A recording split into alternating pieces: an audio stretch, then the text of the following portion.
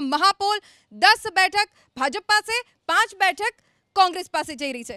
હવે એ લોકસભા બેઠકની વાત કે જેને કહેવાય છે ગુજરાતની પોલિટિકલ લેબ, જ્યાં એવું માનવામાં આવે છે કે ઘરે ઘરે રાજકીય પંડિત રહે છે. એ લોકસભા બેઠક એટલે મહેસાણા લોકસભા બેઠક, જ્યાંથી શારદાબેન પટેલને ભારતીય જનતા પાર્ટીએ ટિકિટ આપી છે.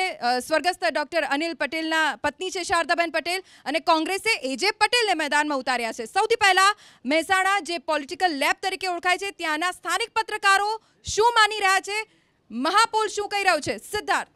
જી, આ મહાપોલની વાત કરીએ. પત્રકારોને પૂછ્યું હતું આ ઉમેદવારોને લઈને, જે શારદાબેન છે ભાજપના ઉમેદવાર, તો આ તરફ કોંગ્રેસે જે ઉમેદવાર ઉતાર્યા એજે પટેલને લઈને સવાલ પૂછ્યો કે કેટલા યોગ્ય ઉમેદવાર પસંદગી કરવામાં આવી. 10 માંથી 9 પત્રકારોએ કહ્યું કે ભાજપના ઉમેદવાર યોગ્ય છે, તો બાકીના જે પણ પત્રકાર હતા 10 માંથી 9 તેમણે પણ કહ્યું કે કોંગ્રેસના જે ઉમેદવાર છે તે યોગ્ય છે. કોણ જીતશે તે સવાલને લઈને પૂછવામાં આવ્યું તો રંગ બદલાઈ ગયો, કેસરીયો થઈ ગયો. 10 માંથી 6 પત્રકારે કહ્યું ભાજપના ઉમેદવાર જીતશે, 10 માંથી 4નું કહેવું છે કોંગ્રેસના ઉમેદવાર જીતશે. કેટલા મતોથી જીત થઈ શકે છે ભાજપના ઉમેદવારની?